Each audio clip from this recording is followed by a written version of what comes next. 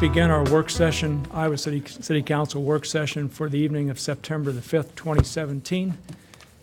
I'd like to note that Kingsley will not be with us at either of our meetings tonight due to a work conference in Indianapolis. So Kingsley is up in the sky. Hi, Kingsley. Hey, how's it going? All right.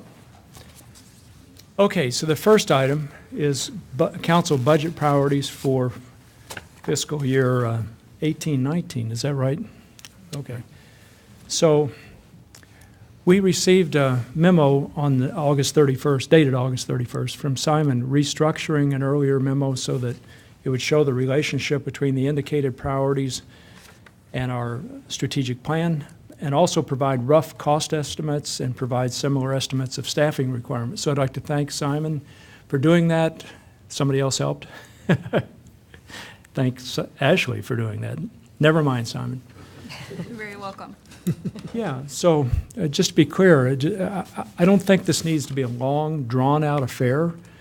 What I believe we need to do is eliminate duplication and determine which of the remaining items have majority support from the council so that we can convey our council preferences to or advice or whatever to the city manager.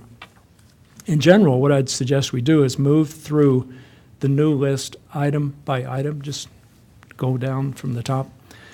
But before we do this, I'd like to begin with one recommendation concerning investments in major strategic plan initiatives.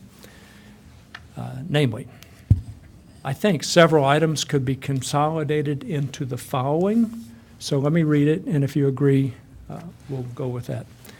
So, language I suggest is include sufficient funds to begin or continue implementing the Affordable Housing Action Plan, the Parks and Bicycle Master Plans, and the Climate Action Plan, and for finishing the form-based code work.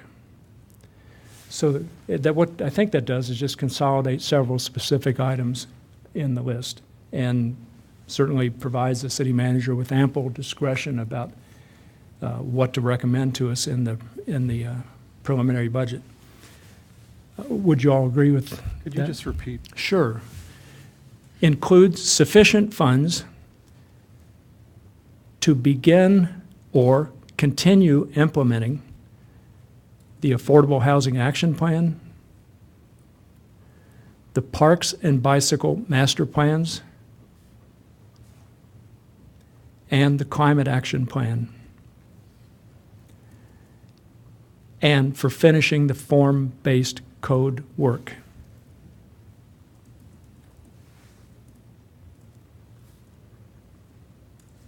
And, you know, I know this is just coming to you right now, so I'd be happy to read it again if that would be helpful.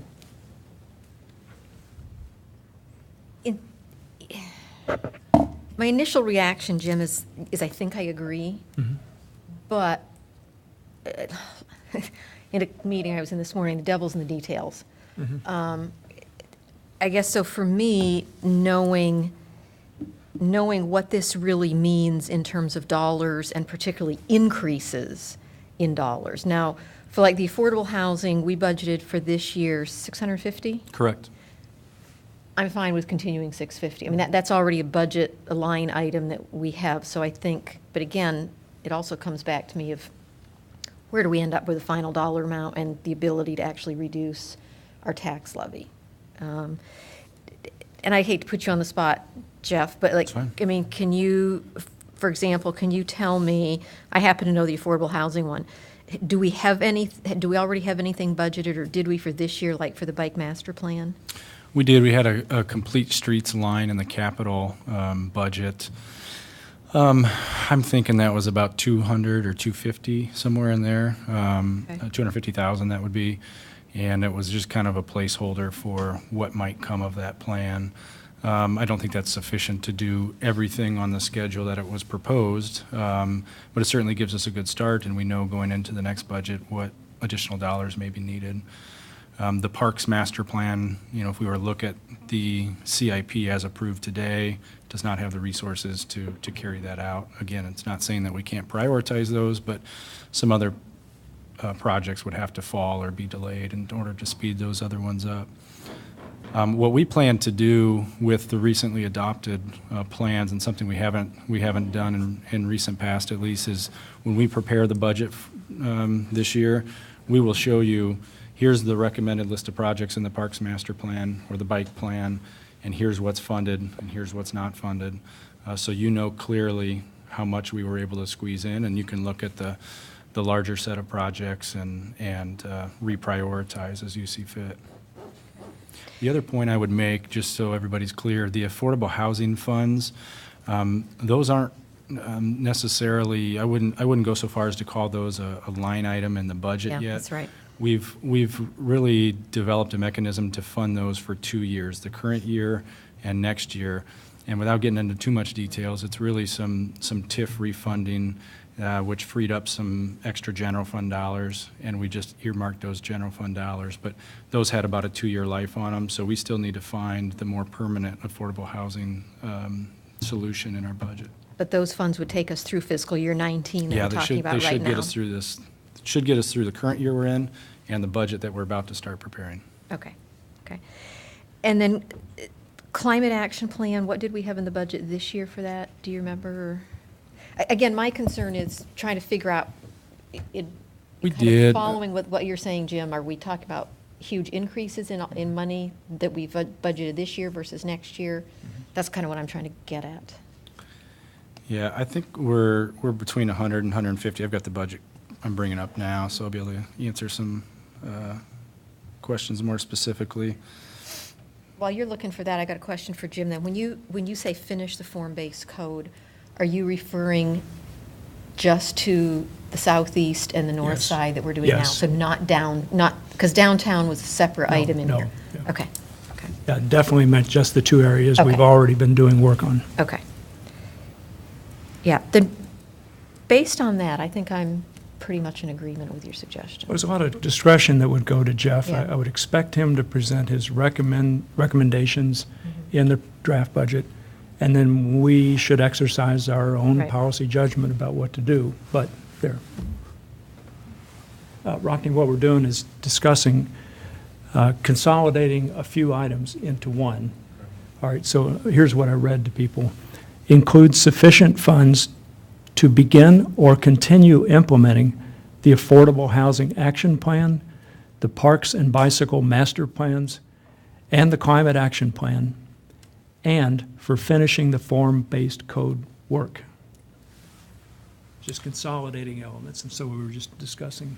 So where's the The climate ramifications, action at right now? Jeff was looking that up, he said No. 100. Yeah, That's- the climate action funding is 150,000 per year in each of the 5 years. And then the complete streets improvement is 300,000 this current fiscal year that we're in, and then it goes to 150,000 per year for the remainder of the 5. So that was pretty much a placeholder that we stuck in there, not knowing where the bike plan was going at the time, and we'll recalibrate that now that we have those projects. Again, it may not be recalibrating so that every project is funded, but we'll suggest a prioritization of those projects and make it very clear to you what's funded, what's not, so that you can retool that.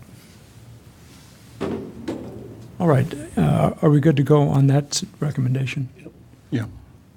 Kingsley, okay with you? Yeah, I mean, I'm just sitting here mulling over the timeline piece, but we can continue. It's more kind of, as we're deliberating, oh, somebody saying something? Okay, so I think you have guidance from us on that particular point. Rockne, one other thing I said right at the very start is I don't think this needs to be a long, drawn-out affair. What we need to do is eliminate duplication and determine which of the remaining items have majority support from the council. So we're just going to move through them item by item now. Okay, so moving on. The first item is support economic development opportunities for persons of color and women, perhaps as forgivable loans.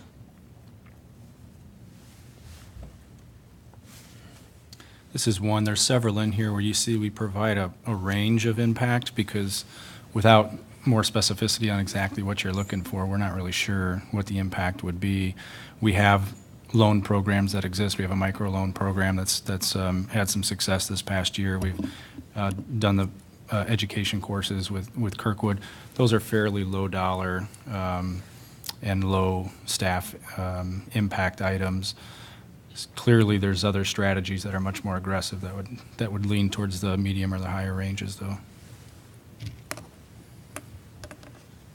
I guess for that was, the one that I put in there, and for me, I was, obviously supportive of continuing on what we're currently doing, because if I remember correctly, and maybe I'm wrong, at the last strategic planning session, this wasn't a continuance, and so I wanted to make sure that we at least continued in that way, because I think that not only, obviously, as Jeff had mentioned, the microloan program has been successful, but I think the educational pieces have been successful as well, and so continuing that was my first course of action. And I think secondly is kind of highlighting those aggressive strategies that Jeff is talking about, or looking into those aggressive strategies that Jeff is talking about. This is Jim. I certainly support the idea of continuing what we've already been doing in that area. I think it's been very productive.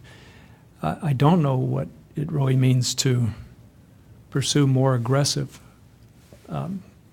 policies or initiatives. So anyhow, your thoughts, guys, people? Yeah, I'm comfortable continuing. I was at the program at Kirkwood that we did, You Want to Start Your Own Business, and I thought it was Tracy and the rest of them did a fantastic job with that, and there was, I think we had like 80 people there, and I think they had a lot of good information. I think those are kind of the grassroots kinds of things that we need to start and maybe try and continue, and then maybe we get to that point where you've got enough people who've been through those and are looking for some assistance and can figure out ways through the chamber, through other. I don't think everything that we do has to be the city doing it either. I think we've got to look for strategic partners in doing some of these things as well. So for now, for this coming year, I'd like to continue what we're doing. Well, and I think Kingsley made a really good, oh, go ahead, Kingsley.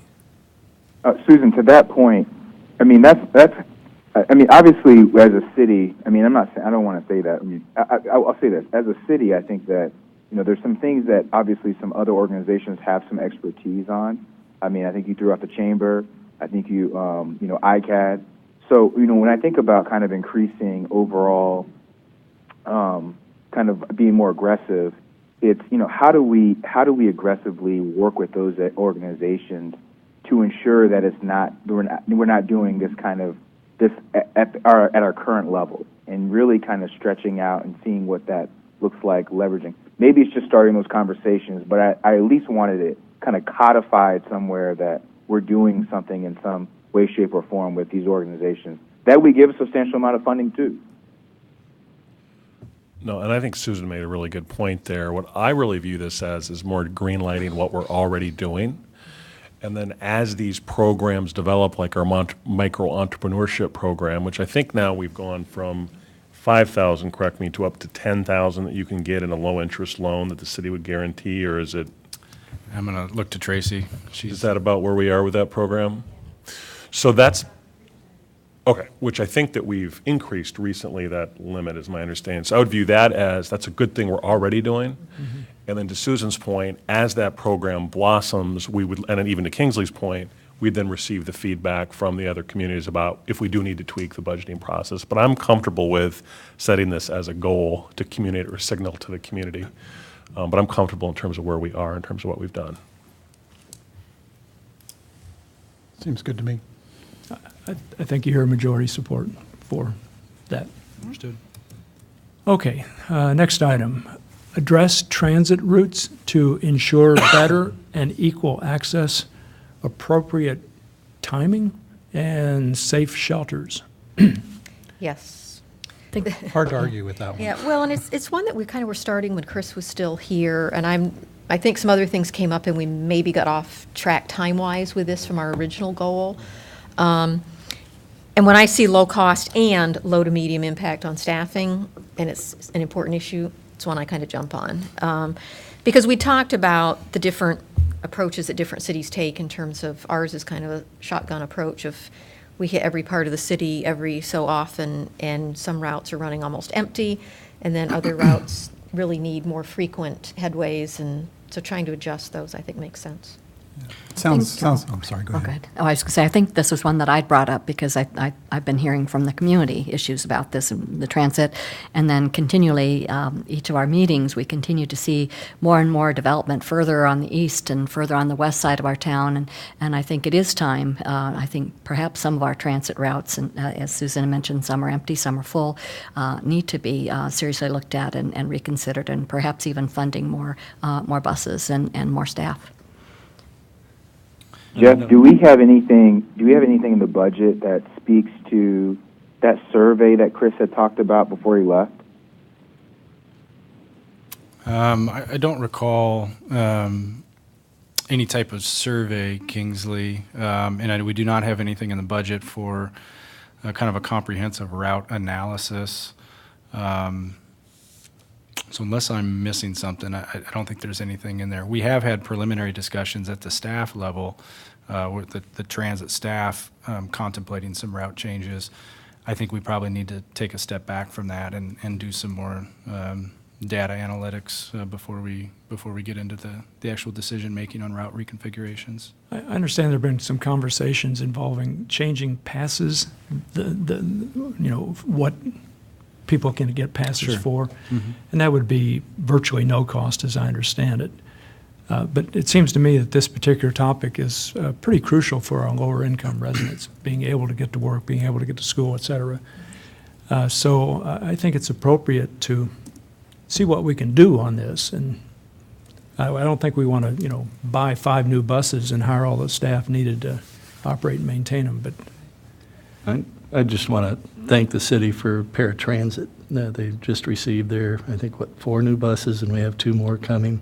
They really appreciate the city's efforts there because some of those buses were in really sad shape and had way too many miles to be on the road. So they really appreciate getting the new buses and continued support of the city. So I think that's very important, too, that we don't forget that we don't see it all the time, but we do support the paratransit very heavily. And so I can make one comment on this item, and I think it'll help with the other items too. We have a low impact on the budget. This could be a situation where we bring in an outside firm to help us go through this process.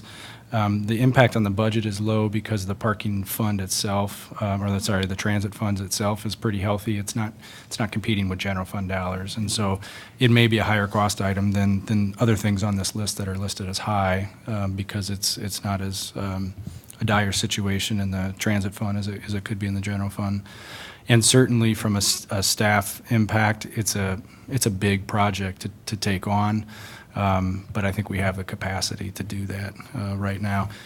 And the other piece of it that's not commented on here, this is a big community. There's a lot of community outreach that comes with a project like this. And so there's that bandwidth too that we have to measure as we're doing planning studies is how much is healthy for the community, and certainly I think it's time, and we're well suited to tackle this one in the coming year. I'd also like to give a shout out to the work that Jeremy Ensley's group done. I think in terms of the nonprofits that have really worked on, so they can really build on a lot of the recommendations that they've been making. Cedar Rapids, too, I believe, has recently rethought Yeah, they have a their community lines, transit so system, it yeah. seems, the timing seems right to do this. okay, so I think we have support for this particular topic.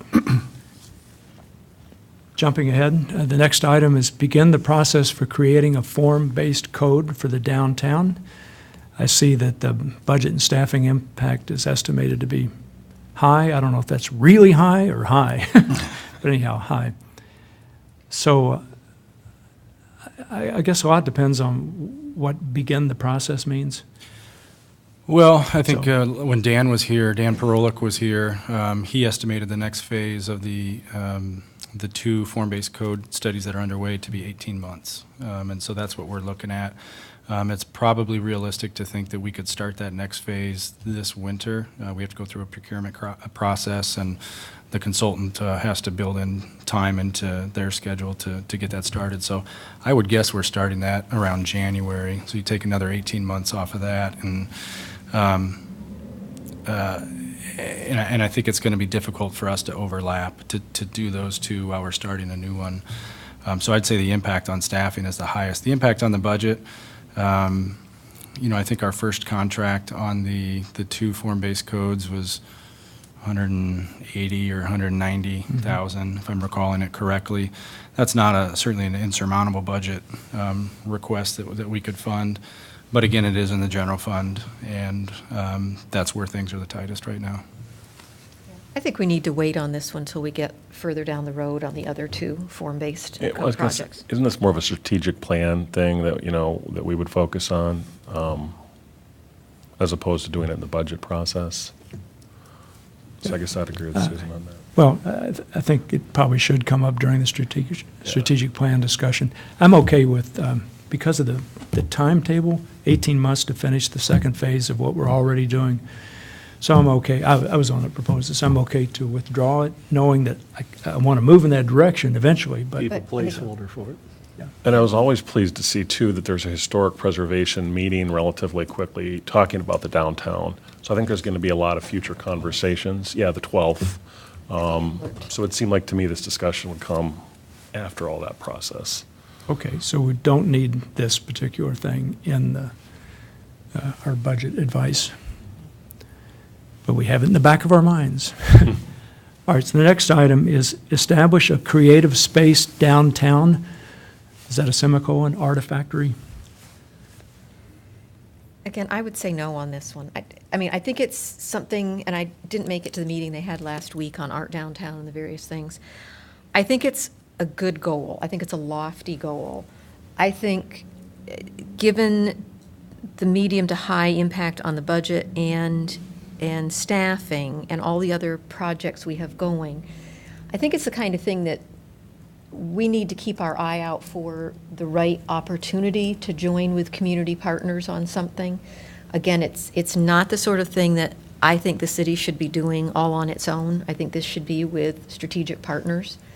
So I think, my sense is with our budget, we typically have flexibility, and lots of times things don't always move that fast anyways in this, in terms of doing a project this big, that we just, again, kind of keep it in the back of our mind, keep a placeholder for the right opportunity with partners or the right property or something to come along. Well, I agree with what you're saying. I think it's kind of an opportunistic situation that we're talking about. But I don't, so that to me does not mean setting it aside or delaying it in any way. So it seems to me that it's something that is ongoing. I know staff, Jeff, it's in the back of your mind, Jeff, right? As things move forward in the downtown. So I don't know that we keep it in the back of our mind, and if an opportunity presents itself. Oh, yeah, I agree. Yeah.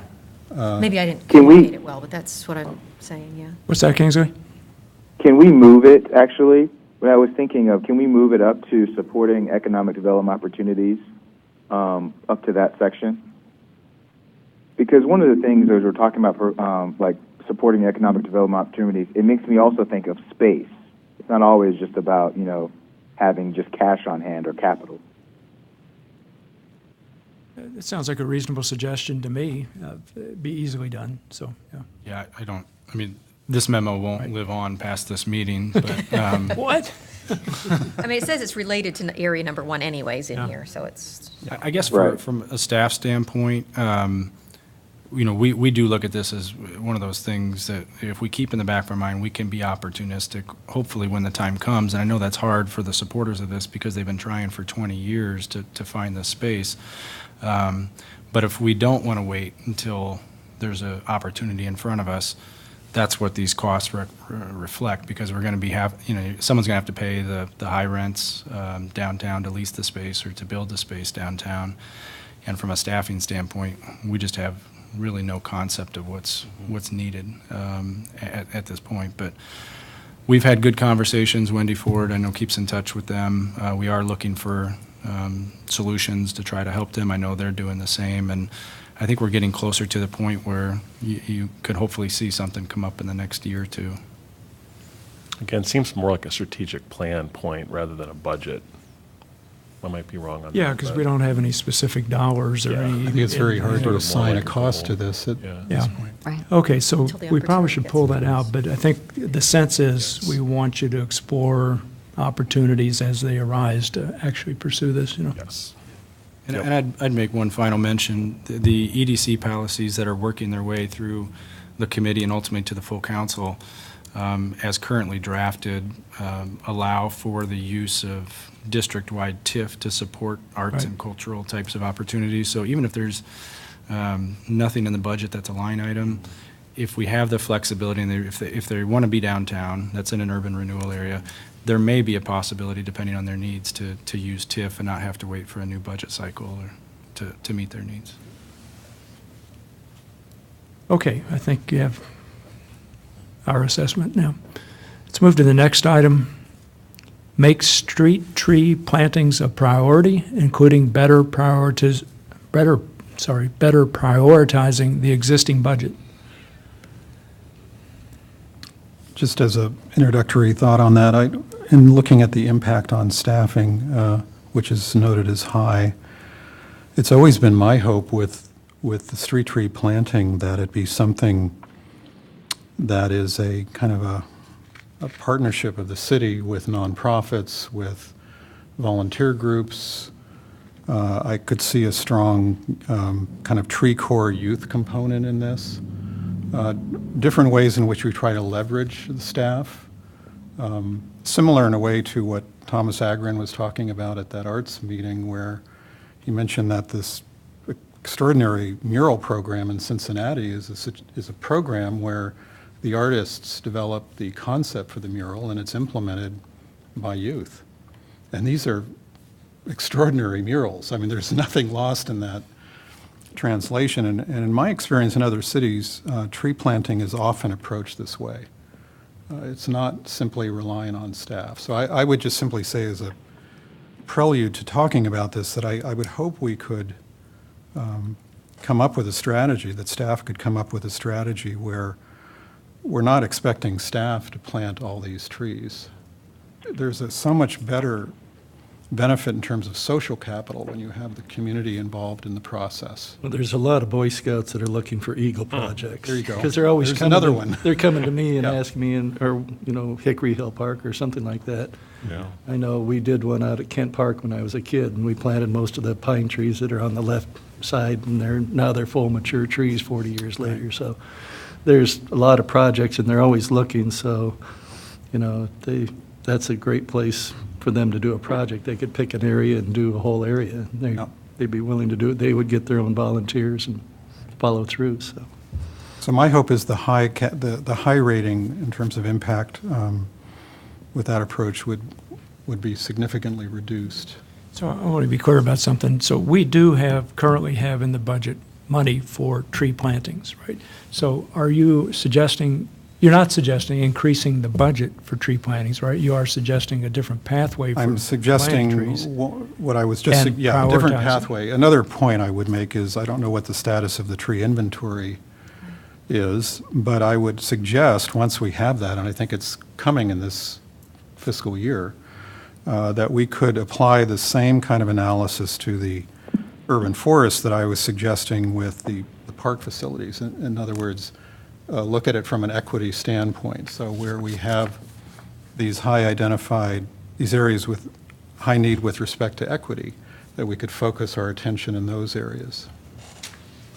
I guess I would echo what John had talked about, the use of the word preliminary. Really, as I view this process, what we're trying to do is give direction to staff and then come back with essentially the budget proposal in January. And so it'd be my hope that along the lines of what John said is that, that we reach out to the relevant nonprofits, engage in that conversation, and see if there could be some sort of joint recommendation. And I'm hopeful that at least that part of it will not be super time intensive, would be my thought. to come back, and it may be more dollars that they end up recommending, or they may sort of stay the line in terms of where we're at this point. What are you hearing, Jeff? I think I hear what you're talking about, John, and we can certainly explore those types of partnerships. There is a staff time component to managing those types of partnerships too, but we can certainly explore and look at models in other cities. You've mentioned to me before that you've seen some other models, so we're happy to look into that. And I agree that the tree inventory is going to give us the foundation to be much more data-driven with our investments, and that's what we plan to do. The other thing I would mention, and it's not so much strategic plan or, well, maybe strategic plan oriented, but not budget oriented, and that is the idea that I'd suggested a while back of a tree advisory committee or board. I think that would help on the planning phase to not have staff burdened with that. It could be a subcommittee of the Parks Commission where citizens, kind of like our citizen action plan, where we Sure. We have that committee look into the coming up with a strategy for street tree planting. My experience working with staff is they're so focused on the day-to-day that it can be hard to get ahead. And plus, this may be a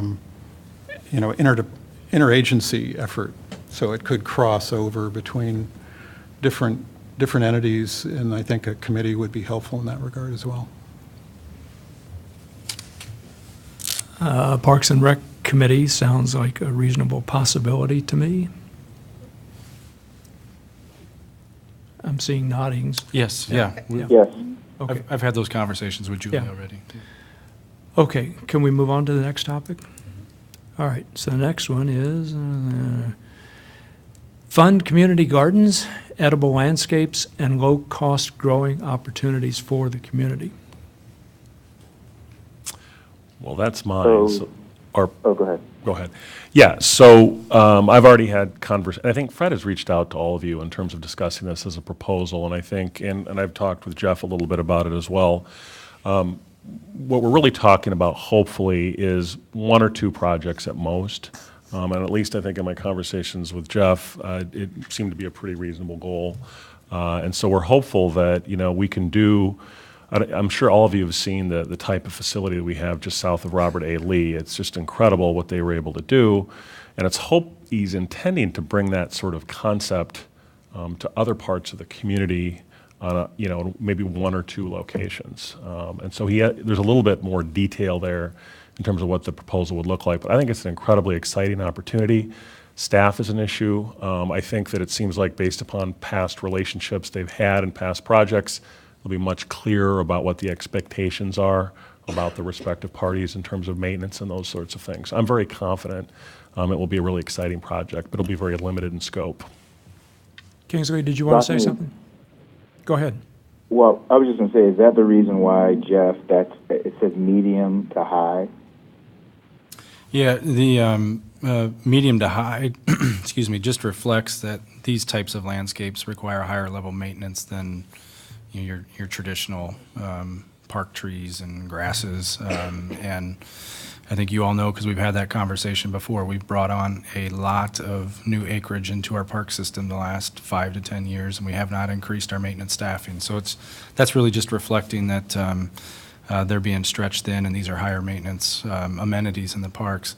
If we're looking at a small number, and what we've initially talked about is focusing in on Creekside Park, because we just completed are in the process of completing a master plan, and that'll likely be suggested as a 2018 project, that we can fold that in there.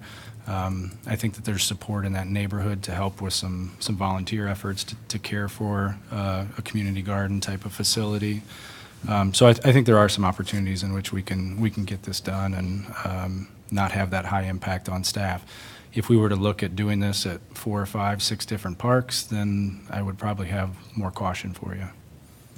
Well, I think that brings up a point, though, as we move forward on some of these and we talk about equity across the community in different locations, I think we have to really try and move forward with these with partnerships with the neighborhood associations or whatever, to really kind of offload some of that maintenance onto the people in those neighborhoods that are benefiting. If they really want these things in the neighborhood, we need to find a way to partner with them and engage them to the extent that they will take on a lot of that. Otherwise, I think we put ourselves in an unsustainable situation in terms of where our staff is putting in their time and for the benefit of who and how many across the community.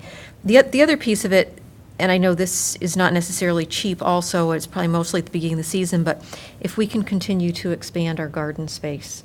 I mean, I think we're up to 200, and I think they sold out within hours of, or went up for rent or whatever, within hours this spring. So that's one area that I would like to see us work on if we can. Yeah, and so Creekside has a community garden component. We've had some conversations with the Peninsula Homeowners Association. They'd like to consider one in their neighborhood, not in the park there, but in some additional property that the city owns. So I think there's some good possibilities. Rockne and I saw the Kiwanis one when we were there for our listening post, and it was coming up very nicely and beautifully, and we saw people actually maintaining it, getting the water from the park and taking it over, and it was thriving quite well. But I know the maintenance is an issue because some folks on the edible garden in Weatherby have approached me, and particularly the master gardeners had taken on a project to go and clean that up, and they were concerned, but could be just an education thing. You mentioned, Susan, the neighborhood associations. Perhaps those folks in that neighborhood aren't really aware that perhaps they should be keeping an eye on that and keeping it up and that it's usable to them. I think as a So I would agree. I think that, I'm very supportive of this, and I think to Rocky's point about where there needs to be kind of a greater direction that revolves around staffing, I would be supportive of this with that, I guess, quote unquote caveat, and making sure that we are looking at how we're building capacity to support maintenance. And again, that can be a community / nonprofit / city partnership. I mean, as much as we're able to do where that doesn't turn into kind of a high impact on staffing. But I'm very supportive of moving forward on this for the community gardens. Kingsley pretty much expresses my view. I toss in one additional item, and I've talked with Fred Meyer about this as well. One thing that would be very valuable, I think, is for Fred and Backyard Abundance and whoever else is involved in these particular activities to find a way to reach out to our immigrant and refugee populations and link up with them and enable them to take advantage of these kinds of gardens. Not just them, of course, but French-speaking Congolese. Well, it'd be good to find some way to actually connect with them, maybe even help them grow some food that they would like to consume. So anyhow, Fred's aware of that topic. That's an awesome idea. So however we can articulate that in the plan, I think is great.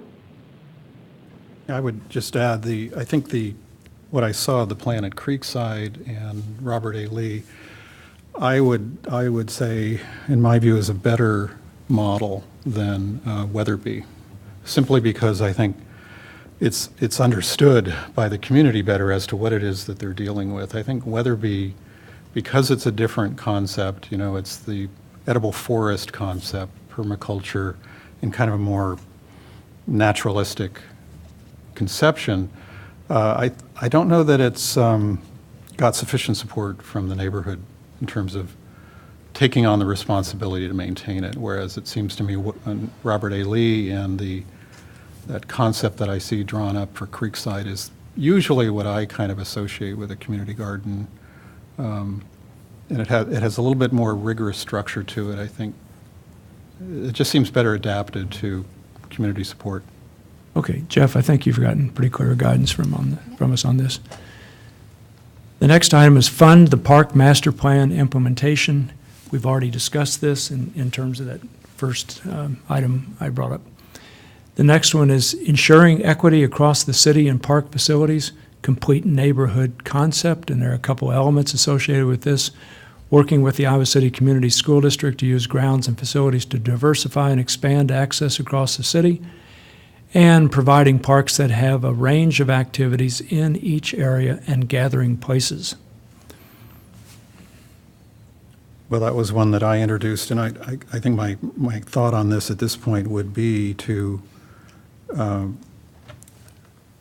if we can factor in the equity analysis into our park master plan implementation, so that it's sort of part of that discussion, and we could see where opportunities may develop for that kind of partnership. But my overall sense in terms of our strategic planning is I really feel it's useful and appropriate to try to put a little bit more emphasis on this notion of equity and justice, which is kind of the overarching aspect to our strategic plan. And I don't know that we've always been able to kind of make sure that it's been factored into our prioritization process. So I thought the Parks Master Plan did a great job, identifying this need, which, I don't know had been articulated before. So it seems to me very appropriate at this time to, as we move forward in terms of our budgeting, to acknowledge what they achieved and factor it into our budgeting process. Go ahead. Yeah, go ahead. This reminds me of the economic development piece in the sense that we're already doing really well, and I like the vision that staff has already articulated, so it's more sort of keep up the good work. I think also important to that is, and that's the accessibility, and the Park Master Plan did an excellent job, Julie, with the accessibility part, the ADA compliant type parts of that plan, which I think is important also. Okay. Is that reasonable clarity? Yeah, for I you, Jeff? guess, the one piece of this that I really focused on when I was reviewing it was the partnerships with the school district. And that's a whole nother layer. And I guess my concern there is we've got a pretty aggressive parks plan on our own property right now.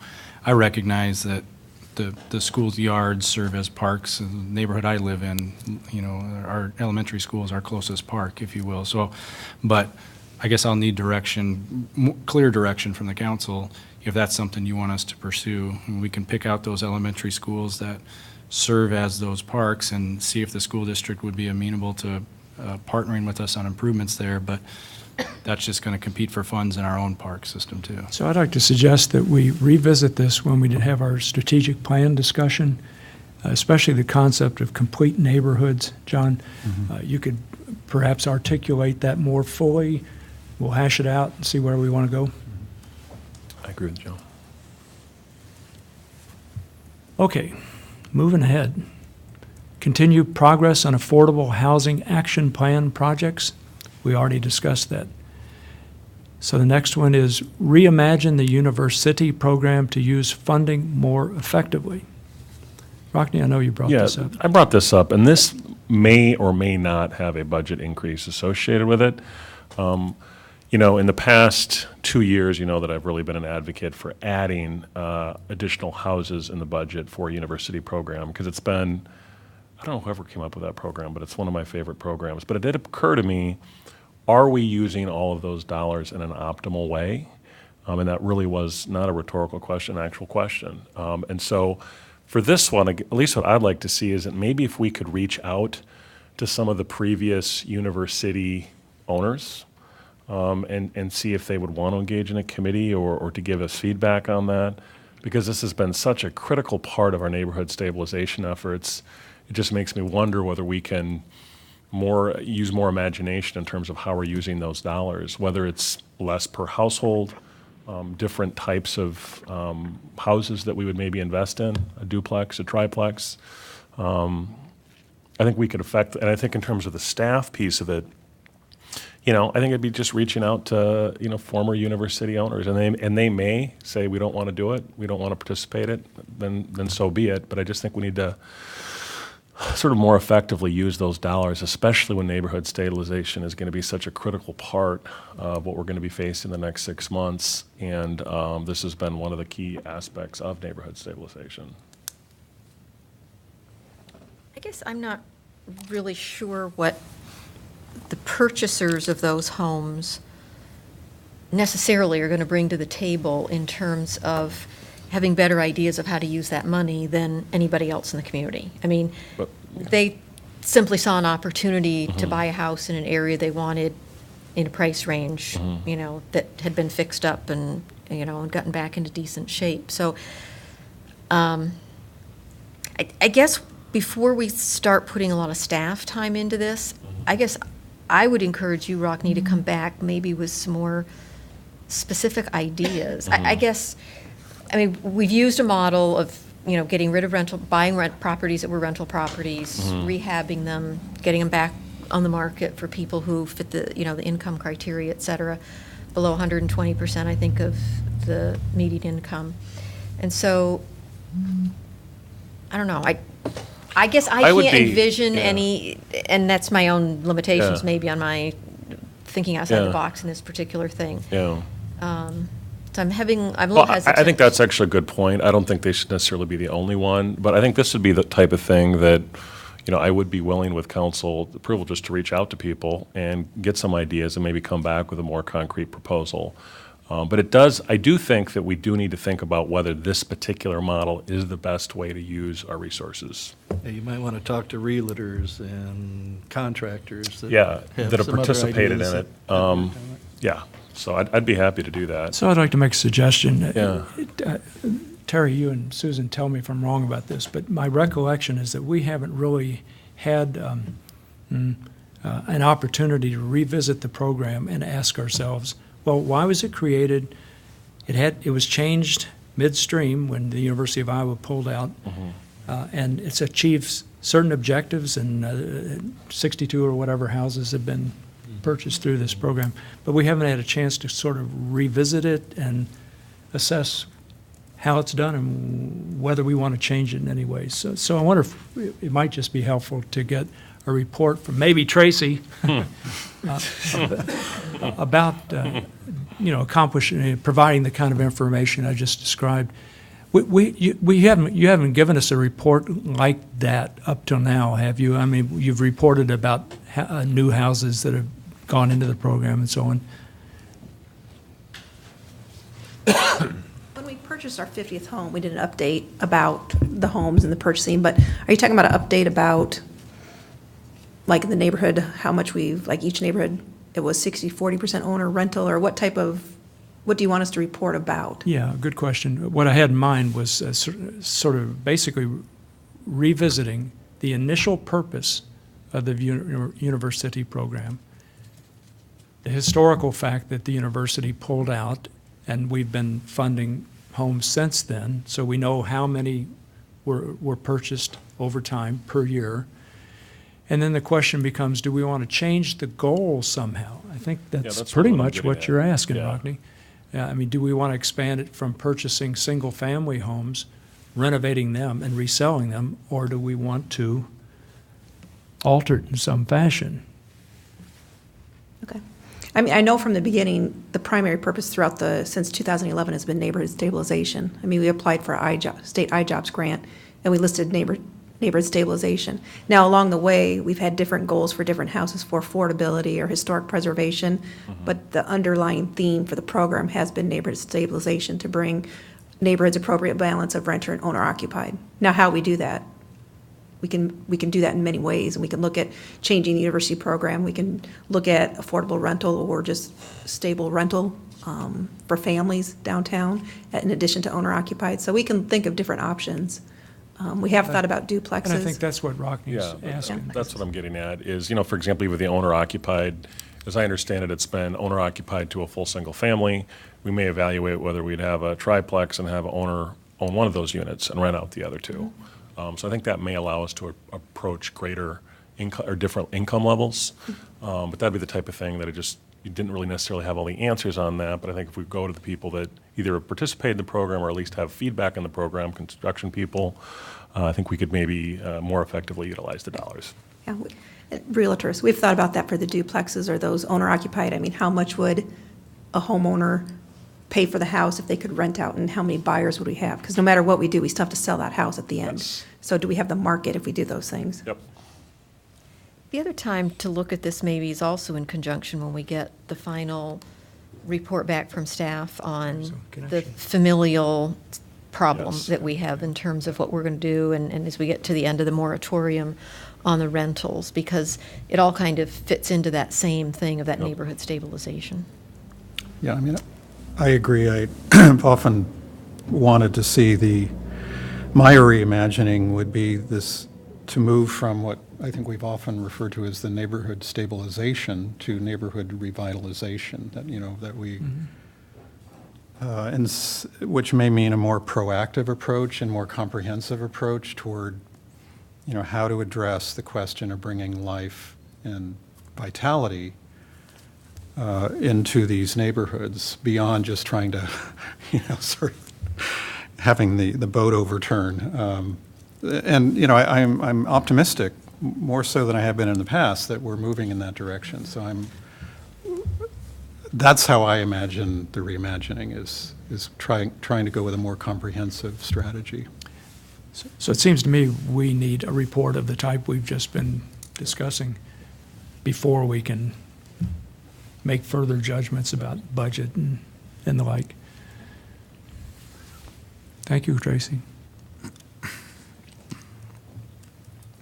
Move to the next item, which is respond to the potential loss of state property tax reform backfill payments. Gosh, why would we want to do that? So do we need to talk about that at all? I would hope not. I mean, I would hope all these under number 4 are just blanket yeses. If we want to keep this city in strong financial shape so that we can continue to provide the services that residents want and expect, we have to do all of these. Otherwise, we're going to find ourselves falling off a cliff someplace down Yeah, I the road. think, it seems to me this is a given. We need to do this. I mean, staff needs to do it. Jeff needs to do it. I mean, he knows that. We've talked about it for now several years, so. I would agree. I guess my only, am I still here? Yeah, go ahead. Okay, sorry. I guess my only, comment to it is just, Jeff, when you give us the budget proposal in December or whenever, it incorporates that. I mean, obviously you know that, but I just want to make sure that's clear. I mean, I think that it's important for us to highlight it, but I do think that, from a council perspective, there is going to come a time, and maybe I just believe this, that there is going to come a time where I think some tough choices are going to have to be made as far as what type of social programs or other things that we need to continue or not continue. And I just want to make sure that we're not making those kind of policy decisions, like those still come back before us. And I'm sure they will. I just want to kind of speak out my comments or my thoughts. Okay. Next item, continue the city's strong financial position and continue building fund reserves. Sounds reasonable to me. Like, yes. Yeah, I was speaking yes to all 3 of those. I know. I was just seeing if anybody else was going to say it. See if we're awake. Yeah, I thought we were consolidating all these and saying yes. Well, Susan was. Oh, I would agree with that. Thank you, Kingsley. Third, All right, the next item is continue the reduction in the city's property tax levy. I definitely want to do that. that'll come with Yes. where the budget ends up. Yeah, so, we'll see.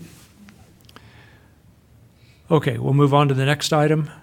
Work with the Metro Coalition to better tell the story of Iowa City to others in the state, specifically rural areas, small communities, and legislators that represent them.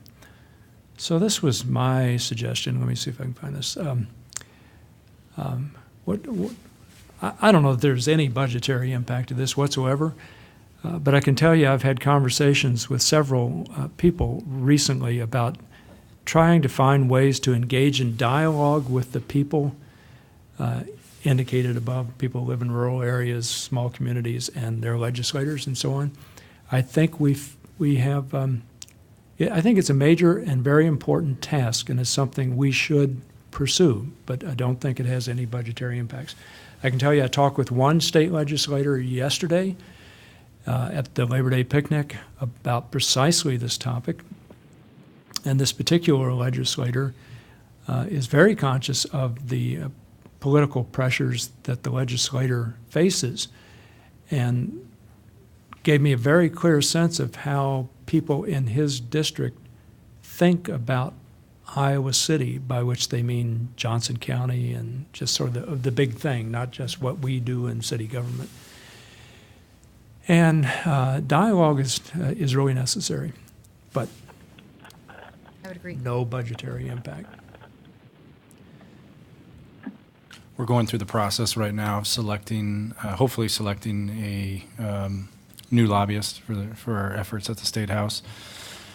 And that'll, that's a key relationship there, obviously, because while the state is in session, they're there every day, day in, day out. They're not just talking with our delegation. Matter of fact, they spend more time with the other delegations. So that'll be a key selection for us and a key relationship. And hopefully whoever we select has already established relations with some of those other districts throughout the state, and we can rely on them to help tell our story as well.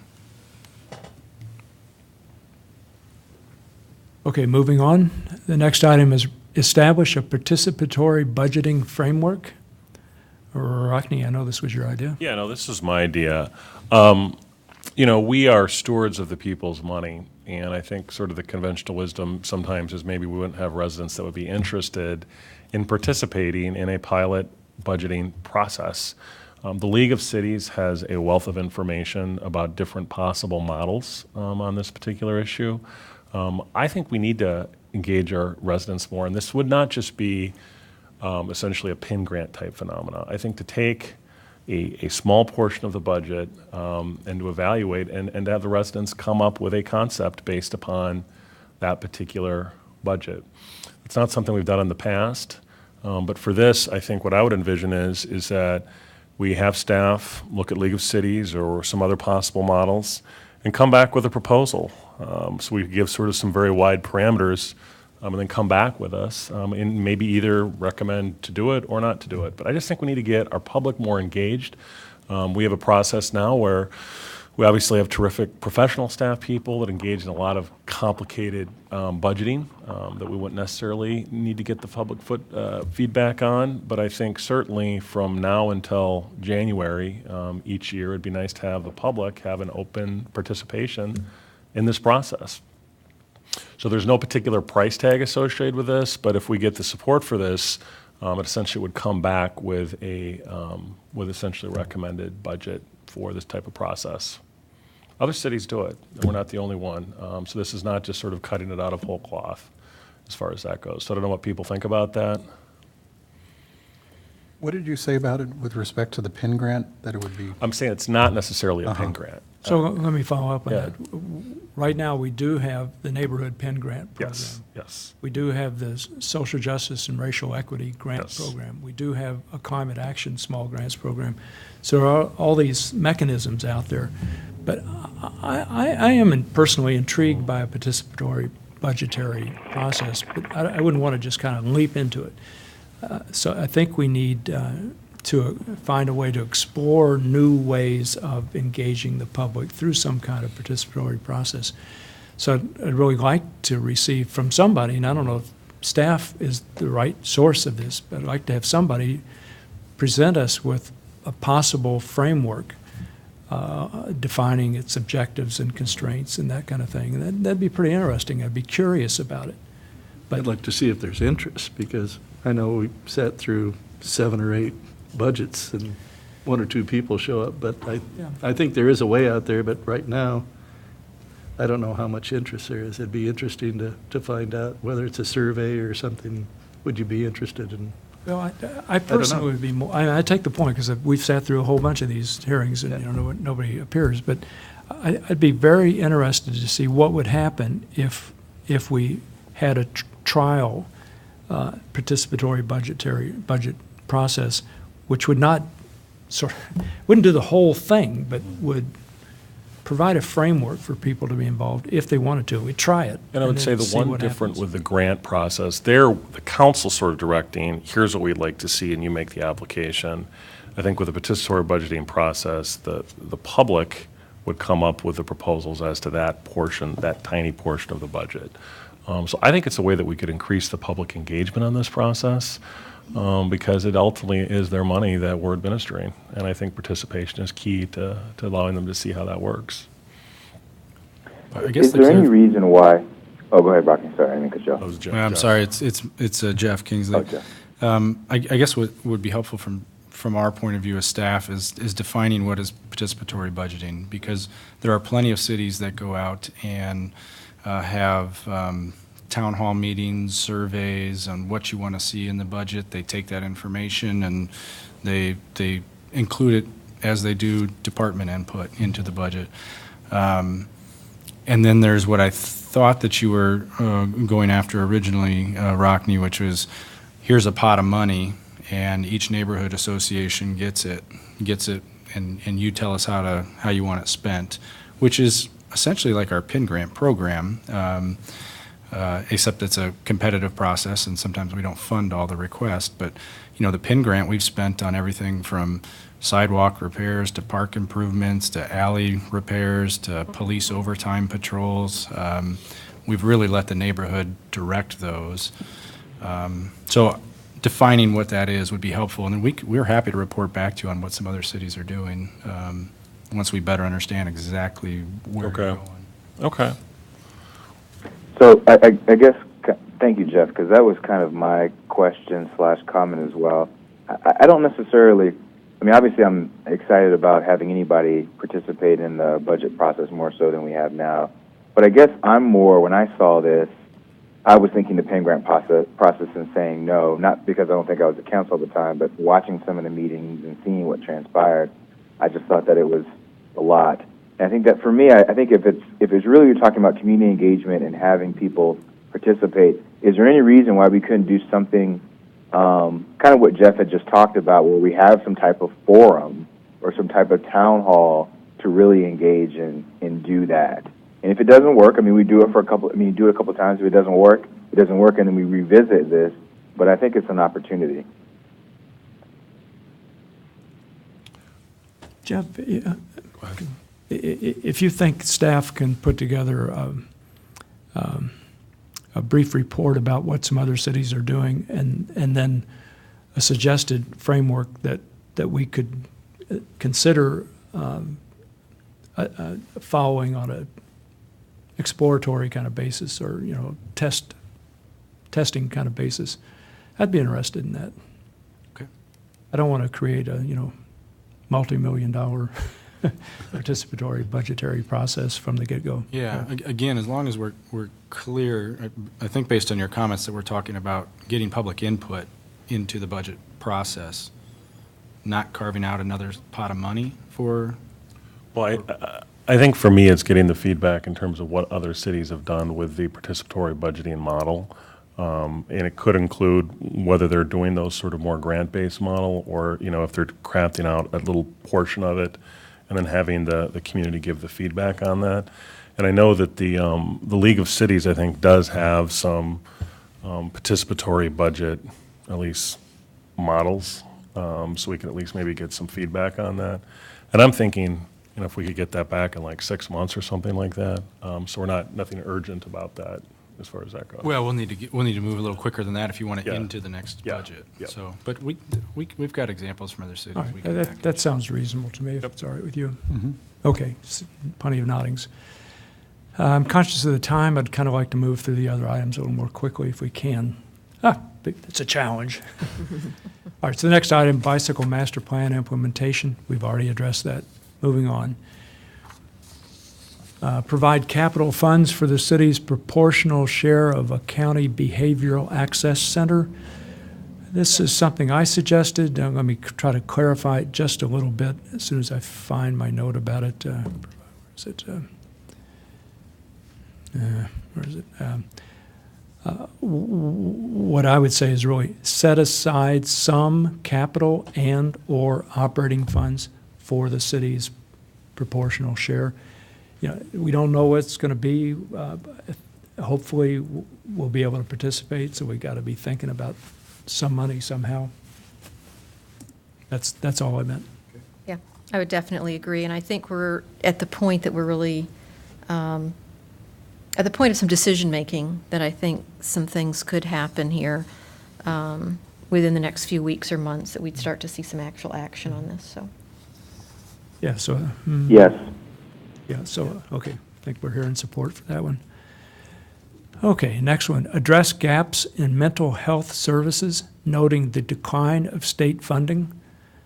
Kingsley, I think that was yours, wasn't it? Yeah, and so I'm going to actually remove this one, and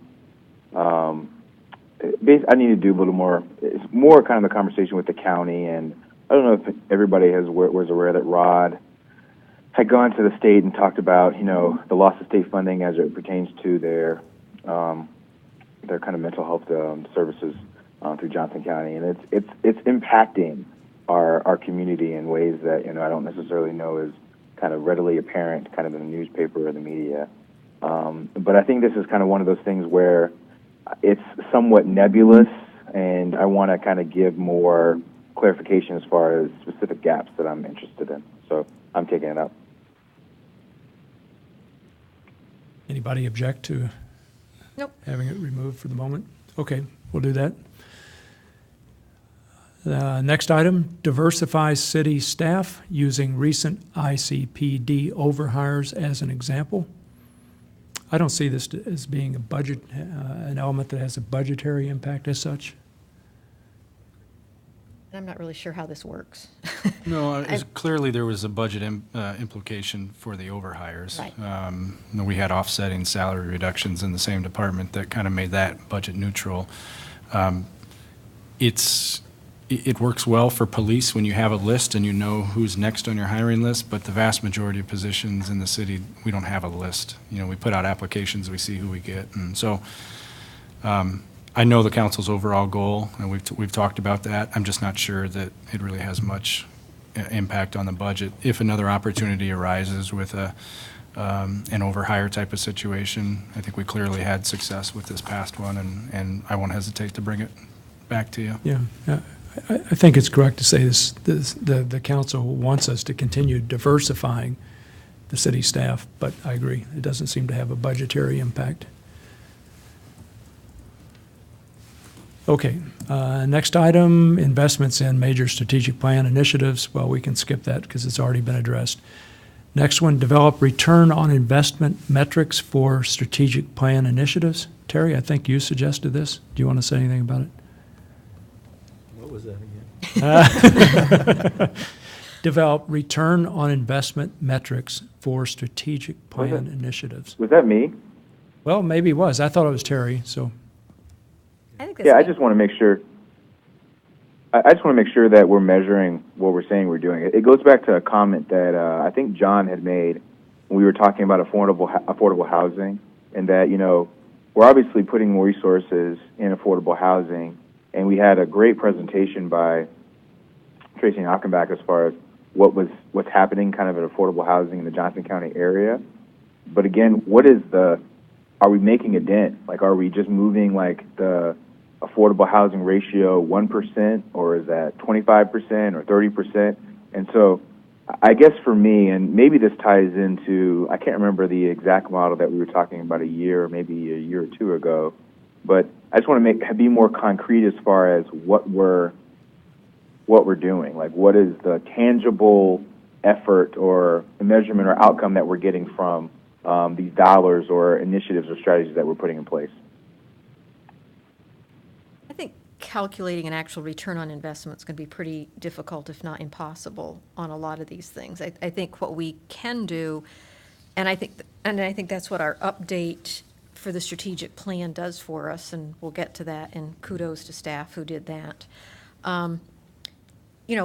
It puts back in front of us and the community, if they read it, a really nice synopsis and summary of all these things that we've been doing, not just in the last year and a half to 2 years, but some of them which actually started prior to that. And I found that really helpful in terms of consolidating a lot of different activities that we've done as a council and our staff particularly has done.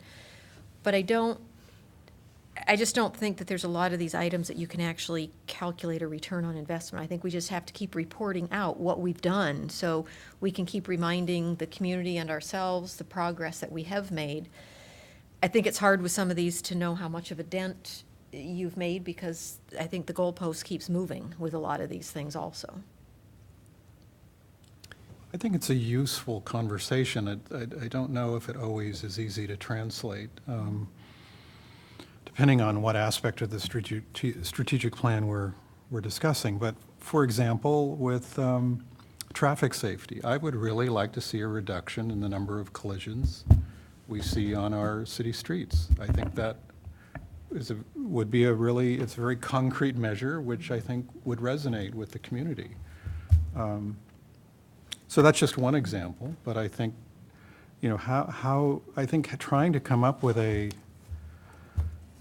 some data points that I think we might all agree on as a community are valid measures of progress is worth talking about. But, I think it's going to vary as to what aspects of our strategic plan is going to be successful with. Yeah, so I definitely think we need to have outcome measures that we can compare to what our goals were.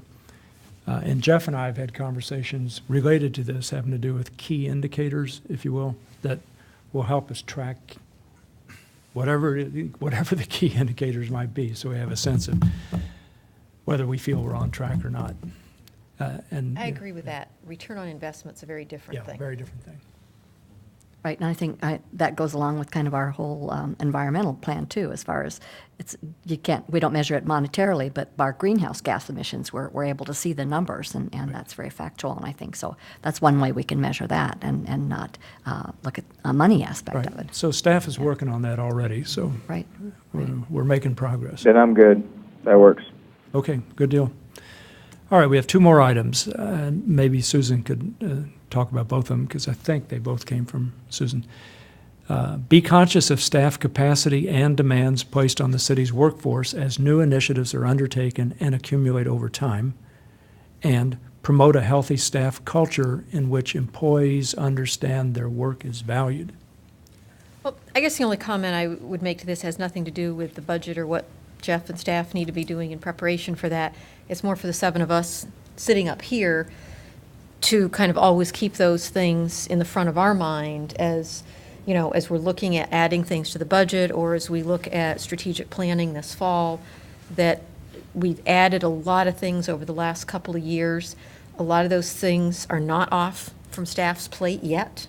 And so, making sure that we just keep that, again, in the front of our mind as to what kind of a load we're putting on staff.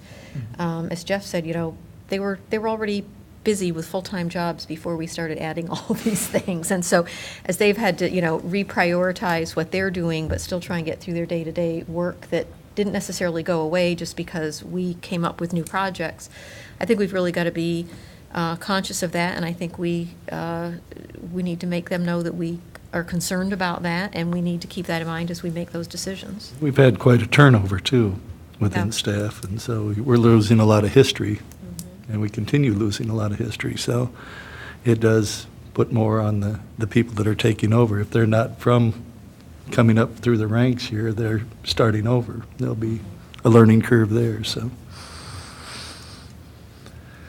Okay, I clearly agree. There's no budgetary impact that we're aware of, so. All right, I think we made it through it. Thank you, everybody, for a stimulating conversation. I hope it was helpful for the staff in terms of providing majority council guidance. All right, we can turn to, let me find out where we are here. Oh, I closed the wrong thing. All right, bear with me, please. Clarification of agenda items. Yeah, I just closed the wrong document. I had two documents open at the same time.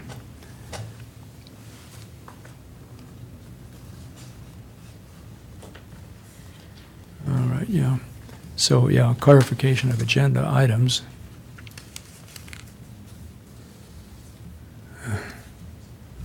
Sorry. All right, so does anybody want any agenda items clarified? Well, actually, it's not a clarification, if you will, but it has to do with some of the communication we had, and it goes actually back to the budget a little bit, and that's the deer population. Yes, yes. Do we have money, or can we make sure we have money, if we have snow this winter, to do a deer survey? It's been a number of years since we've done one, and I would agree with the many people who are expressing concern about the increase in the deer population in the Well, we city. got a petition signed by many dozens of people yeah. who live probably in your general area and Terry's general area. Yeah, over in the, a lot of them are further east than I am, but We do budget $50,000 every year for for a deer program. The deer count, I don't believe actually, I don't think we're charged for that. That's coordinated through the DNR. Liz Ford with the Animal Center is in constant contact with the DNR. And I can tell you, although they can't do the deer count in the snow, or they haven't been able to the last few years, they are able to try to measure the size of the population in Iowa City and other communities through other measures. And their being the DNR's take is that the deer population in Iowa City is not growing, that it's moving around and perhaps becoming more concentrated as development occurs, but they're not seeing the indicators that show growth. So whether that's traffic accidents or any number of other things they may look at. Ultimately, if we go through some sort of deer plan, mitigation plan, it has to be approved by the DNR. If we know it's a council priority, I think the sooner we know that, the better, and we can work with the DNR to see what it'll take to get that done. But as of right now, just the feedback we're getting from the DNR, they don't see a great need to pursue that. It's not to mean that they wouldn't. I was wondering about that because it seems like recently we've gotten more emails, and I got a phone call right before I came to the meeting from someone who said the petition was coming. The people in the neighborhood seem to think they're seeing more deer, and I know we'd questioned before as far as the number of accidents, and it seemed like from police reports there weren't as many as people were saying there might be.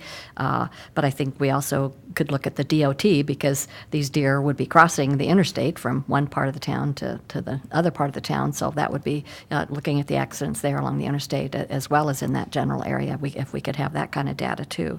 Because it sounds from the emails and phone calls we're getting that people believe there is a problem. Well, I think it's very clear that people see more deer, so I don't disagree with that or challenge it or anything. I guess the question really is, are there more deer? Right. And do they need to be culled in through that kind of management plan that has been pursued before? And I don't feel like I personally have enough information to make that kind of judgment yet.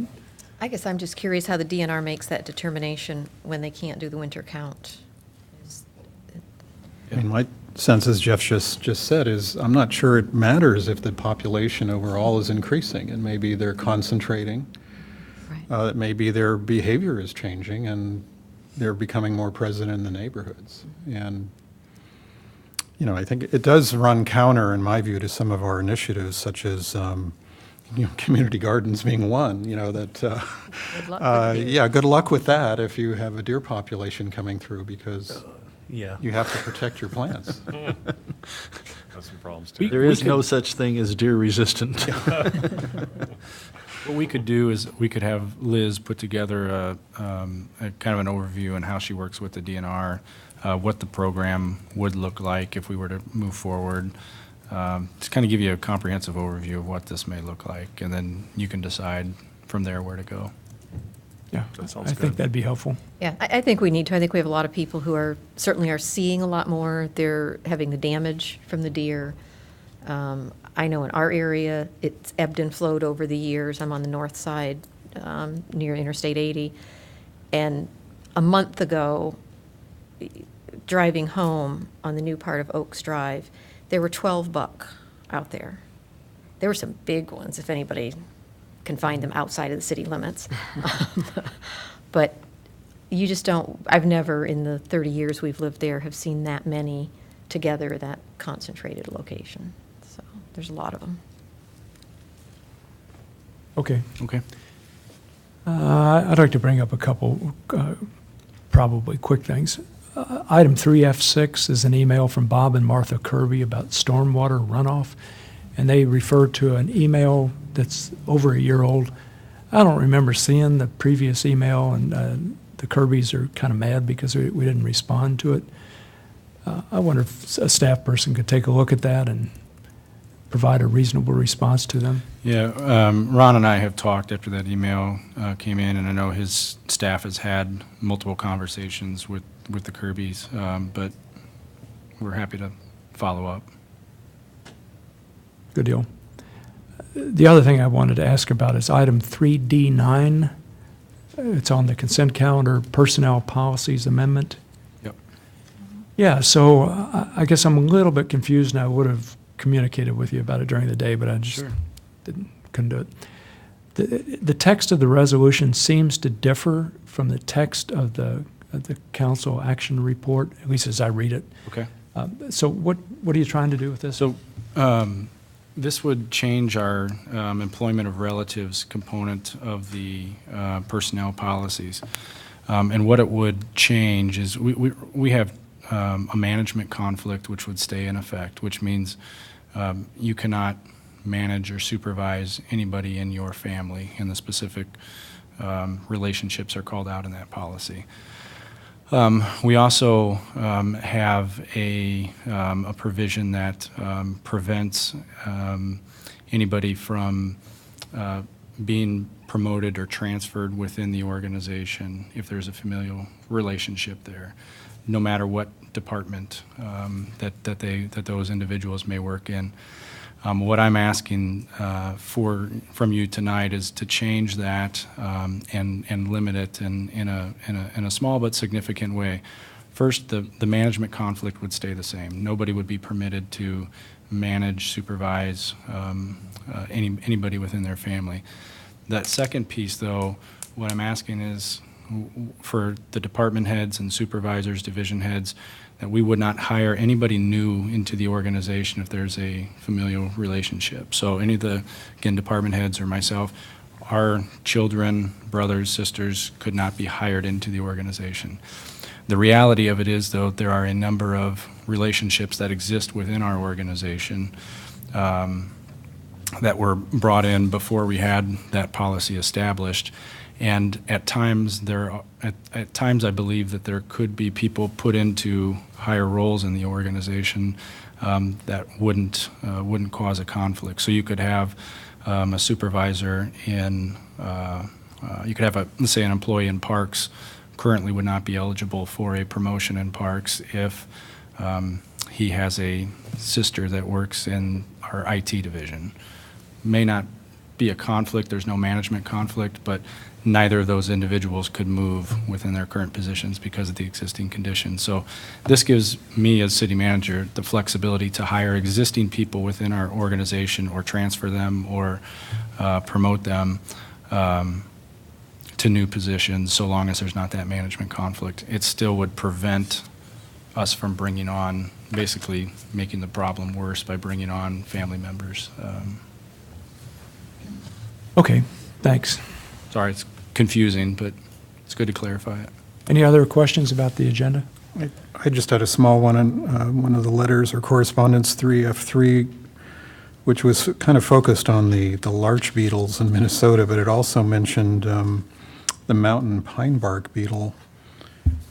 I don't think the larch beetle affects us, but I was concerned whether the mountain pine bark beetle was one that may possibly, like the emerald ash borer, be of a threat. So it was just a question I have as far as, is that yet another? I'll have to follow up with you on that one. What, you don't know the answer to that? I don't know the answer to that. Jeff. I'll catch up on my beetles. Yeah, have on somebody your check beetles. into it and maybe Yeah. get back to us. Anything else? I wanted to comment on 3F4, the dogs in the park, because I know this has been brought up before, and we talked about it, and it was decided that we'd be sure we have the relief stations. And I don't know that there's much more we could do. I know we certainly don't want to go to the point of prohibiting dogs in the Ped Mall at all, because as we've talked about, some of the folks that live in the townhouses and condos there in the area need someplace for their dogs to go as far as a green space. I think just reaching out to the public and asking them to be more respectful if the dog owners, dog walkers out there, to use the relief stations and not be using these planter areas. I mean, that's just ridiculous. That's all. Yep.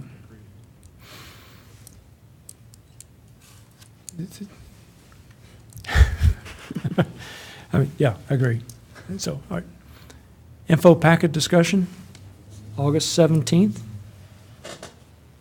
IP2, I thought the essay that was in there, Jeff put in from the, I forget the name, but the professor mayor at where the University of Miami, Ohio is, talking about town gown issues. Yeah, that's interesting. Really Very hit, familiar. yeah, very familiar, hit a lot of things on the head. Just an interesting, whose responsibility certain things are. If we can establish an income tax on our employees of the university, like they do. I'm just joking. Quite the revenue stream for them, I'm assuming. Apparently.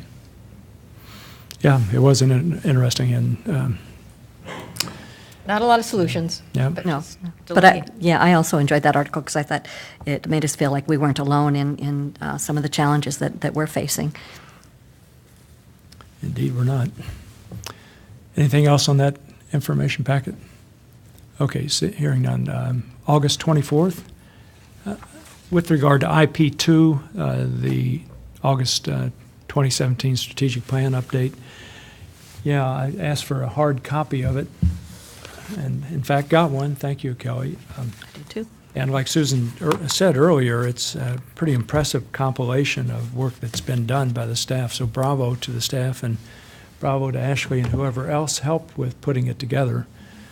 I wanted to have a copy with me so I could refer to it in various meetings. I noticed, I think, though, one error. I'm going to do a Michelle Michelle Payne. move here. There's a couple little Yeah, at edits. the top of page 27, I think I see an error with regard to property tax reductions.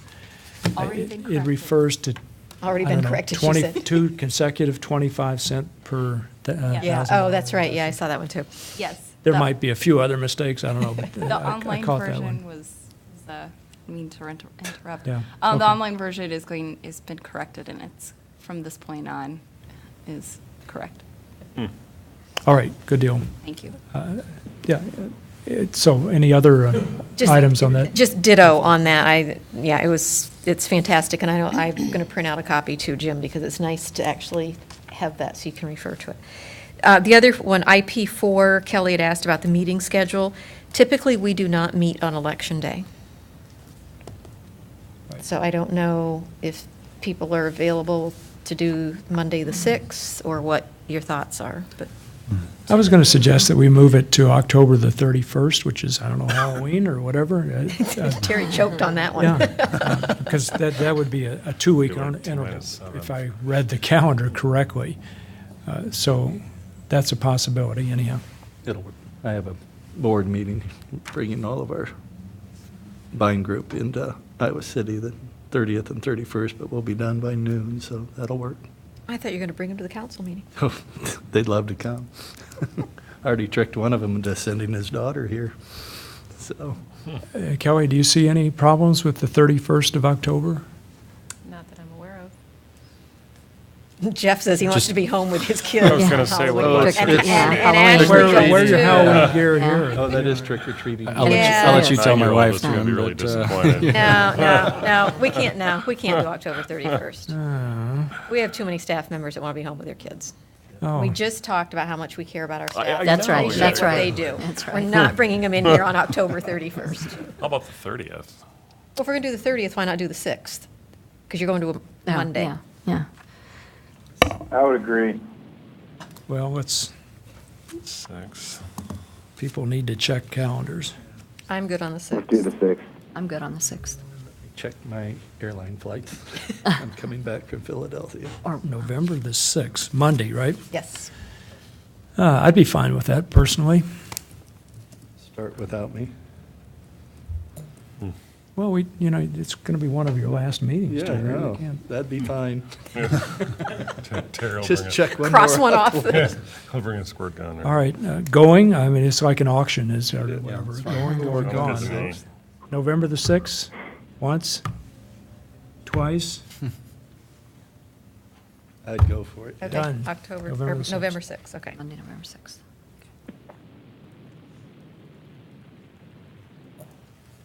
all right.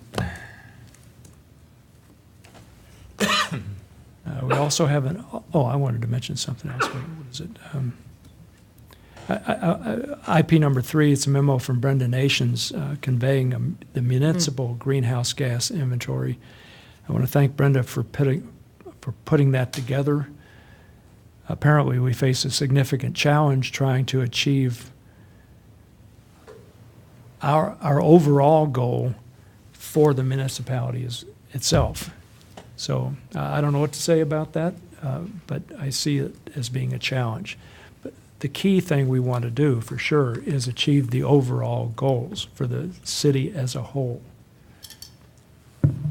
And the more the municipality, city government itself can do, that'd be great, but we comprise, 4.5% or whatever of the total. So I just want to acknowledge the challenge. And thank Brenda. One thing I was just noting was under next steps, and I counted 23, and they seem to focus, and maybe this is appropriate, on CO2 emissions, mitigating CO2 emissions, as opposed to an action item or a next step that would be pointed at the question of adaptation. And I'm kind of thinking of Houston when I think of this, that there are really always those two factors. It's one of mitigation, one of adaptation, and it seemed to me that the next steps were, if I read them correctly, kind of focused on mitigation. So it's kind of just a question that I had, and I would imagine as we move forward, the question of adaptation will factor in, but I wasn't seeing it. It certainly factored into the climate action plan itself. That's Ashley? correct. Yeah. This greenhouse gas inventory was very specific in terms of identifying the emissions that have been created by the city and what we can mitigate. So you're right that adaptation wasn't really incorporated within this analysis. That will be part of the climate action and adaptation planning process. So they're going to be presenting us, the consultant is going to be presenting us with strategic options. They're bringing that to the next steering committee meeting. And then the committee will talk those over and also be putting forward strategies for the community to deliberate and bring them to you as well. So, and parts of those strategies will also focus on adaptation. Okay. Okay, we're kind of running out of time, and I want to finish this work session if we can before the formal meeting. So in the August 21st packet, IP number 5, pending work session topics, I want to note that we have scheduled November the 21st for discussion, for a review of the code in light of the Lusk Avenue project. So I just want people to know that that's going to be coming up on a particular date. And, yeah, anybody else have other topics they want to touch on? IP7 fireworks. Yep. I'm in favor of what staff has recommended. Say we have to One address quick that. question. Can we not give temporary use permits for tents? Can we restrict it just to bricks and mortar in the industrial? No, there were some communities in and around Des Moines that tried to do that, and at least that judge denied that argument. Okay. They said industrial is fine, but having a special use permit just for the selling of fireworks in tents, the court found that likely was preempted, so. Thought I'd try. But otherwise, I'm very supportive. More signage restricted to industrial areas. Be as restrictive as we can within the law would be my goal. Yeah, I'm supportive of what's proposed in this memo as well. 200%. IP9, I was impressed by the memo about the bookmobile services. If we recall, that was somewhat controversial when we initially talked about funding for bookmobile, but I think there's some very impressive numbers here as far as the number of members of the community that were served, and also the fact that they did work very well together with Antelope as far as locations, and it just seems like it turned out to be a very good thing for all ages of our community, which was good, very positive. Yeah, I agree. It was an excellent report from Susan Craig and Carol Logston, and terrific outreach, very good collaboration with Antelope. Yeah, I'm really pleased with it. I have a question about IP8. The one issue that came up is this question of hoods on the meters. It wasn't clear to me, is staff going to continue to have a role in putting hoods on the meters, or are they just going to try to jostle for a spot? My understanding is some of the trucks have had some concerns with that, and I guess Yeah. my preference would be to have the hoods on the meters so they wouldn't have to jostle for a spot. Sure. The reason why we deviated from that from the pilot was that it was hard to picture how that would work going forward. You know, we reserved 4 spots for 4 trucks throughout the pilot. Some nights 1 would show up, some nights 4, some nights none would show up. And so hooding all those meters without a set schedule of who would be there or how many trucks would vend during those hours was sort of the crux of the problem of trying to figure out what to do with those. And it got to the point where we thought it would be more restrictive for the vendors to say, okay, we need 4 trucks at this location at these hours, and we'll have those meters hooded. If foot traffic happens to be in a different place on that night, you can't go over there, or, you know, you're just kind of on your own again. So it seemed like that was antithetical to the direction we were moving with it, to give them more flexibility and be able to come and go as they please. But Kyle did raise that concern with not hooding the meters. So at this point, there wouldn't necessarily be spots reserved for them. Most of our meters end at 6 p.m. So, you know, assuming that they were able to get there with enough lead time to find a spot, then that would be okay, and they wouldn't have to be plugging the meters all night. But that was the crux of the issue, was providing that flexibility. I guess we just need to monitor that closely because we don't Right. want a situation where they can't find a spot. Right, So I guess right. We'll just monitor that. Yeah, it's closely. certainly something we can do now. It's taking staff away from Yeah. their maintenance duties because it's Yeah. parking maintenance staff that would do that. The other thing is they're competing for spaces with Yeah. customers to the other businesses down there, and you'll probably get pushback from the brick and mortar restaurants. And I don't think they're pushing back on the expanded hours. I think the pilot worked, but if they're going to continue to reserve parking spaces that may compete with their customers, then I would expect you'll hear from them. IP10, I just quickly wanted to say, great work by the Housing Trust Fund of Johnson County. Just fantastic what they do. Okay, I wanted to bring up one last point, which has to do with the late handout, the written material we received late this afternoon. It contains a memo that I circulated to all of you by email earlier, but I want to state it very quickly, not the whole memo, but it's about my participation in the Mayor's Innovation Projects Conference in Burlington, Vermont. And as the memo indicates, this is probably the best conference I've ever attended, and I've attended hundreds of them over the years. It was very intimate and very focused on topics of direct contemporary interest to mayors and cities, including the opioid epidemic, the relationship between land use and inequality, 21st century policing, 8 months under President Trump, and net zero cities, which refers to climate action. And I had many face-to-face conversations with mayors from all those cities that I mentioned in the memo, and it was really a treat to do. So, terrific conference. Now, I wanted to make sure you all had a sense of what I learned there, and I hope the memo is of some benefit. Yeah. Okay, we've pretty much run out of time, and we finished the work session. Bravo. Good for all of you. Thank you, and we'll reconvene at 7 o'clock.